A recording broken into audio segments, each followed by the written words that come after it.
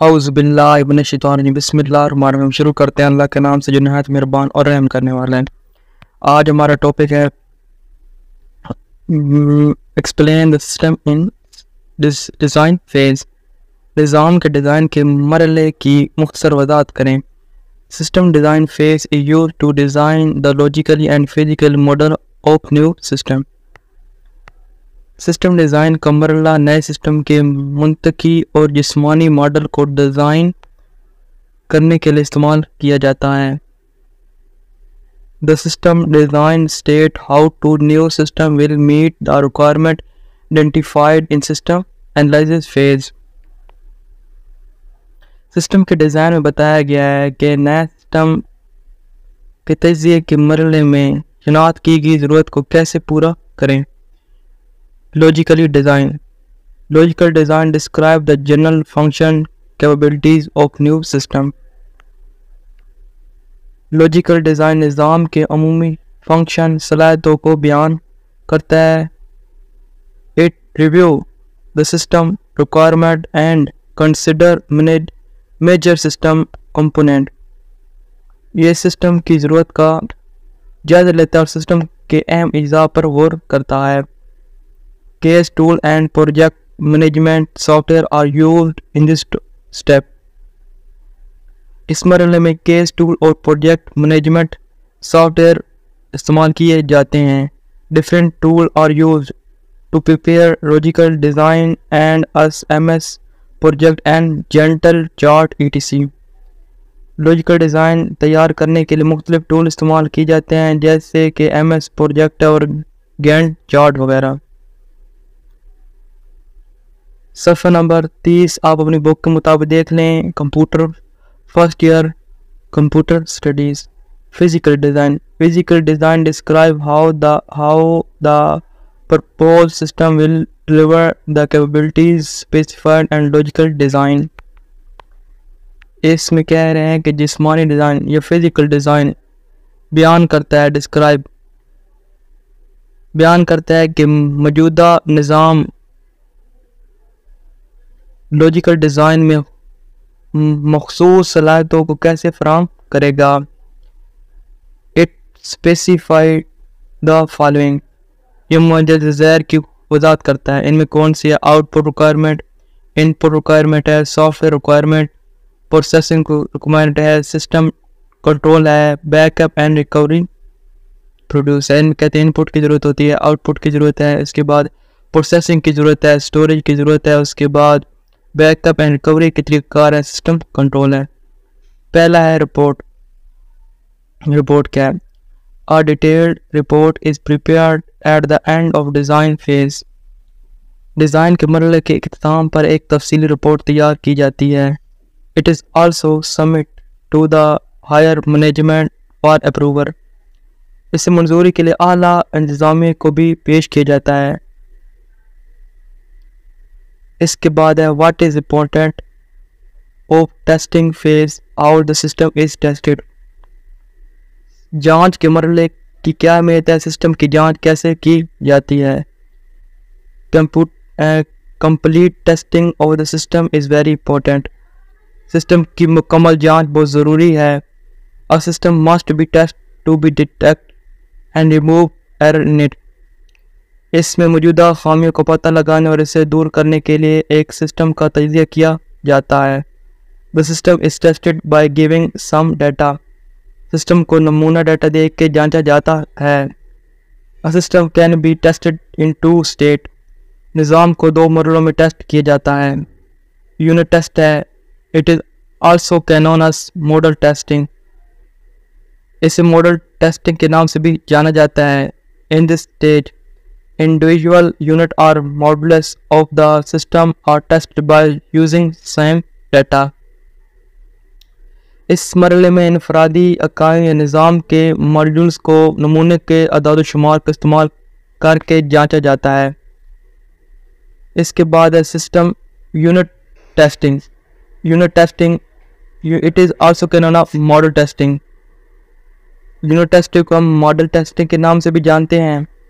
In this stage, individual unit or modules of the system are tested by using some data.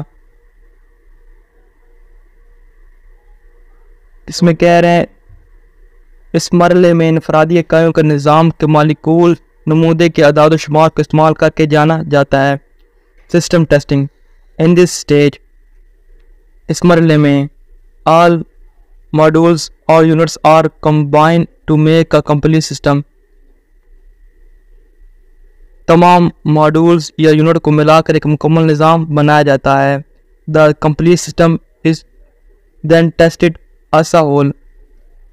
اس کے بعد مکمل نظام کے مجموعی طور پر تجزیہ کیا جاتا ہے. اس کے بعد ہے discuss different type of implementation of system. نظام کے نفاذ کی مختلف اقسام پر بحث کریں. A system can be implemented after it has been tested. ایک نظام کو جانچنے کے بعد لاگو کیا جا سکتا ہے. It is also known as system conservation. اس نظام کی تبدیلی کے نام سے بھی جانا جاتا ہے. It can be performed is any of following way. یہ مندرجہ ذیل طریقوں سے کسی بھی دیے جا سکتا ہے. Parallel conservation, a type of conservation in which both new and old systems operate together and for a period of time is called parallel conservation. متوازی تبدیلی.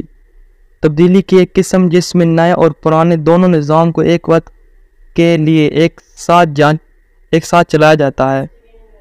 It is the safest type of conservation. متوازی تبدیلی کہتے ہیں. یہ تبدیلی سب سے محفوظ قسم کی ہے. The result of both systems are compared. دونوں نظام کو نتائج کو موازنہ کیا جاتا ہے. The old system can be used until at the problem in the new system are removed. اس کے بعد کہتے ہیں پرانے سسٹم کو اس وقت تک استعمال کیا جا سکتا ہے جب تک کہ نئے سسٹم میں موجود تمام مسائل کو دور نہیں کیا جا سکتا. اس کے بعد ہے پلٹ کنزرویشن. پلٹ کی تبدیلی. In this type of conservation, one part of the organization use the new system and the rest of the organization use the old system.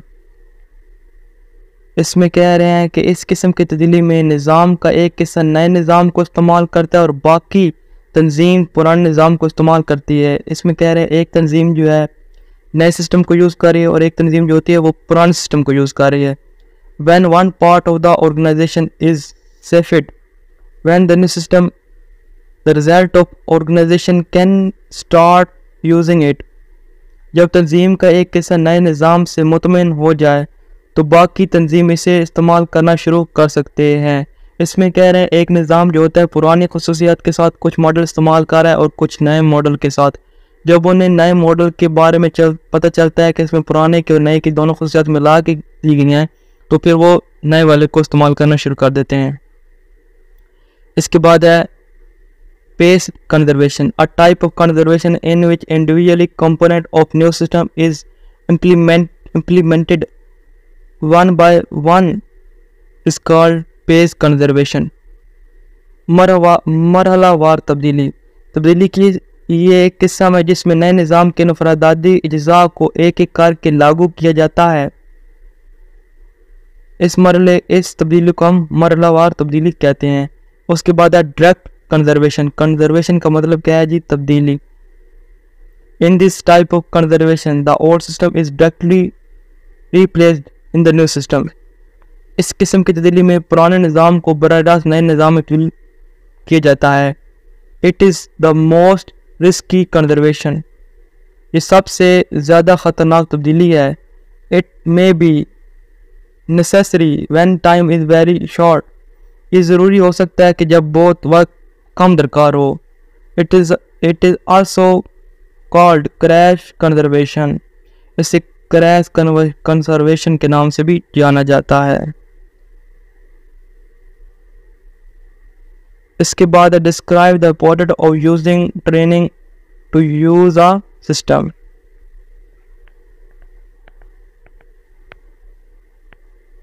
نظام کو استعمال کرنے کے لیے صارف کی تربیت کی اہمیت کیوں ضروری ہے؟ The training of the user is very important to run the new system successfully. نئے نظام کو کامیابی سے چلانے کے لیے صارفین کی تربیت بہت ضروری ہے. The user must be trained properly to use the new system efficiently. اس میں کہہ رہے ہیں کہ نئے نظام کو مؤثر طریقے سے استعمال کرنے کے لیے صارف کو مناسب طریقے سے تربیت دینی چاہیے. The user may also need manual or reference information. صارف کو دستور اور حوالہ جات کی معلومات کی بھی ضرورت ہو سکتی ہے. Computer based training CBT is popularly used for training the user. Computer based training CBT کا استعمال صارف کی تربیت کے لیے استعمال کیا جاتا ہے. آج تک اتنے تک ہی، ملتے ہیں اگلے لیکچر میں. دعاؤں میں یاد رکھیے گا. اللہ حافظ.